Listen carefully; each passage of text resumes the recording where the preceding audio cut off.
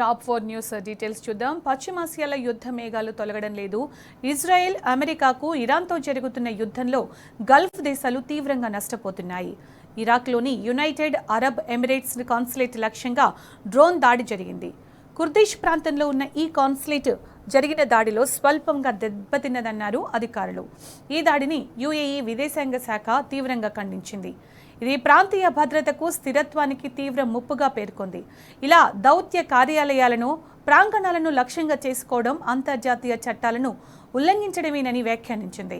ఇరాన్పై Israel, America దాడులు కొనసాగుతున్న వేళ అమెరికా అధ్యక్షుడు ట్రంప్ కీలక ప్రకటన చేశారు. ఇరాన్లోని చెడును పూర్తిగా ఓడించేదాకా అమెరికా దళాలు వెనక్కి తగ్గవని చెప్పారు. ఇరాన్తో యుద్ధం ప్రారంభమైనప్పటి నుంచి ఇప్పటి వరకు 5,000 లక్ష్యాలను ఛేదించామన్నారు ట్రంప్. 4 రోజుల్లోనే ఆ దేశానికి చెందిన 46 అగ్రశ్రేణి నౌకలను యుఎస్ మిలిటరీ ముంచేసిందని ట్రంప్ చెప్పుకొచ్చారు. అమెరికా దాడులతో ఇరాన్ క్షిపణి సామర్థ్యం 10% పడిపోయిందన్నారు.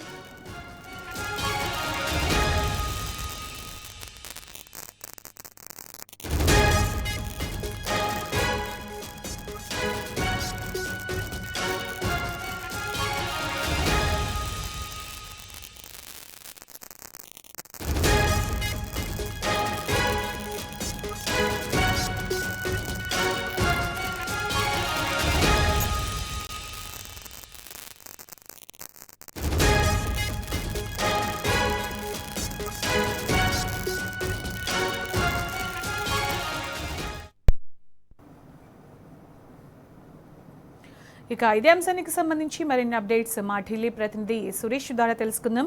సురేష్, పశ్చిమాసియాలో యుద్ధం ఇంకా ఆగట్లేదు. ఇజ్రాయెల్, అమెరికాకు ఇరాన్తో జరుగుతున్న యుద్ధంలో గల్ఫ్ దేశాలు తీవ్రంగా నష్టపోతున్నాయి. అప్డేట్స్ ఏంటి దీనికి సంబంధించి? ఇరాన్ నుంచి ఇజ్రాయెల్ పై పలుసార్లు ఇవాళ కూడా బాలిస్టిక్ మిసైల్ కు సంబంధించి అలాగే డ్రోన్ దాడులు కూడా జరిగినట్టుగా తెలుస్తుంది.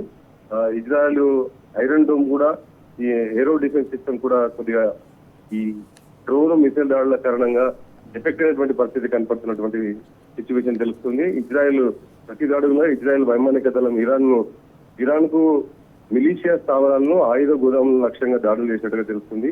సిరియా, ఇరాక్ ప్రాంతంలోని ఇరాన్ మద్దతు గ్రూపులపై కూడా ఇజ్రాయెల్ ఇవాళ దాడులు చేసినటువంటి పరిస్థితి. అమెరికా నౌకాదళం మరియు రక్షణ వ్యవస్థలు ఇజ్రాయెల్ కు రక్షణ సహాయం అందిస్తున్నటువంటి సిచ్యువేషన్స్ మనకు అందుతున్నటువంటి సమాచారం. అలాగే డ్రోన్లు, మిసైల్ను కూడా అమెరికా సిస్టమ్స్ ఇజ్రాయెల్ కు మద్దతుగా అందజేయడం జరుగుతుంది. ఇప్పటి వరకు జరిగినటువంటి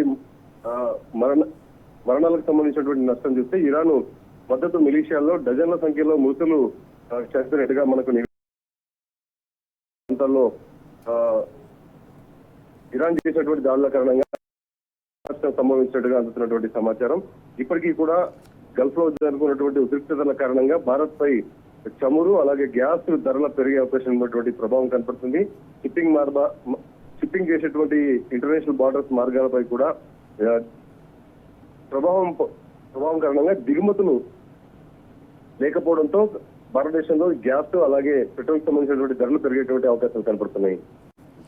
సురేష్, అంటే ఇరాక్లోని యునైటెడ్ అరబ్ ఎమిరేట్స్ దాడికి సంబంధించి యుఏఈ విదేశాంగ శాఖ తీవ్రంగా వ్యాఖ్యానించడం జరిగింది. దౌత్య ప్రాంగణాలను కావచ్చు లక్ష్యంగా చేసుకోవడం అంతర్జాతీయ చట్టాలను ఉల్లంఘించడమేనని. సో దీనికి సంబంధించి ఏమైనా రెస్పాండ్ అయ్యే అవకాశం ఉందంటారా? ఫిబ్రవరి 28న యుద్ధం మొదలైన నాడే 10 దేశాలపై ఇరాన్ దాడులకు పాల్పడినటువంటి పరిస్థితి. ఎందుకంటే అమెరికా ఇరాన్ ప్రకటించడం జరిగింది. ఇవాళ యుఏఈ విదేశాంగ చెప్పినటువంటి సమాచారం ప్రకారం ఇరాన్ బాలిస్టిక్ మిసైళ్లు, డ్రోన్ దాడులు చేయడం కారణంగా పౌర ప్రాంతాలను లక్ష్యంగా చేసుకుంటున్నటువంటి పరిస్థితి ఉంది. ఈ దాడులు యుఏఈ దేశ సార్వభౌమాధికారానికి దాడిగా భావించాల్సి ఉంటుందని చెప్పి కూడా యుఏఈ హెచ్చరించడం జరిగింది. యుఏఈ యుద్ధంలో భాగం కాదు, అయినప్పటికీ కూడా తమ భూమి, గగనతలంపై, సముద్రంపై ఇరాన్ చేసినటువంటి దాడులను తప్పుపట్టడం జరిగింది. ఇరాన్ దాడులు కొనసాగితే మాత్రం దేశ భద్రత కోసం అవసరమైన చర్యలు తీసుకుంటామని కూడా యుఏఈ హెచ్చరించడం జరుగుతుంది.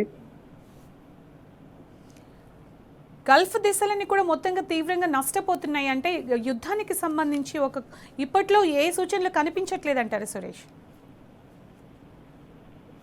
అయితే ఇప్పటికీ ఇంకా అమెరికా యుద్ధం విషయంలో నిరవధికంగా ఇరాన్తో యుద్ధం చేసే విషయాన్ని రష్యాతో కూడా చర్చలు జరిపినటువంటి పరిస్థితి. అయితే ఇజ్రాయెల్ మాత్రం ఇప్పటికిప్పుడు యుద్ధాన్ని ఆపేటువంటి పరిస్థితులు కనపట్లేదు. ఎందుకంటే రాబోయే 4 నెలల్లో ఇజ్రాయెల్లో Right. ఎలక్షన్ జరిగేటువంటి పరిస్థితి, నెతన్యాహు ఎలక్షన్లకు వెళ్ళేటువంటి సిచ్యువేషన్ ఉన్న కారణంగా రాజకీయ పరంగా నిర్ణయాలు తీసుకునేటువంటి సిచ్యువేషన్ ప్రస్తుతం ఇజ్రాయెల్లో ఉంది. ఇటు ఇరాన్ మాత్రం రెజిమ్ మారినటువంటి పరిస్థితి. తండ్రి చనిపోయిన తర్వాత క్షమానికి కొత్తగా బాధ్యతలు ఆదివారం రోజు స్వీకరించడం జరిగింది.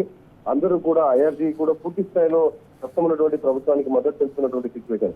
న్యూక్లియర్ టార్గెట్ గా వెళ్తున్నామని చెప్పినప్పటికీ కూడా ప్రస్తుతం ఇరాన్ పై చేసిన దాడుల కారణంగా గల్ఫ్ ప్రాంతం అంతా కూడా పెట్రోలియం అలాగే గ్యాస్కు సంబంధించినటువంటి ఉత్పత్తుల పైన, ట్రాన్స్పోర్ట్ విషయం పైన, జలవనరుల ట్రాన్స్పోర్ట్ విషయం పైన ఎఫెక్ట్ కావడం కారణంగా అమెరికా తగ్గేటువంటి అవకాశం కనపడుతున్నప్పటికీ ఇజ్రాయెల్ మాత్రం ముందుకెళ్ళట్లేదు. ఇరాన్ మాత్రం తాము దాడులు కొనసాగిస్తామని చెప్పి విదేశాంగ శాఖ మంత్రి అధికారికంగా కూడా ప్రకటించినటువంటి పరిస్థితి. అయితే ఈ దాడులు ఇంకా ఈ యుద్ధ వాతావరణం కొనసాగేటువంటి సిచ్యువేషన్ ఇప్పటికీ కనపడుతుంది.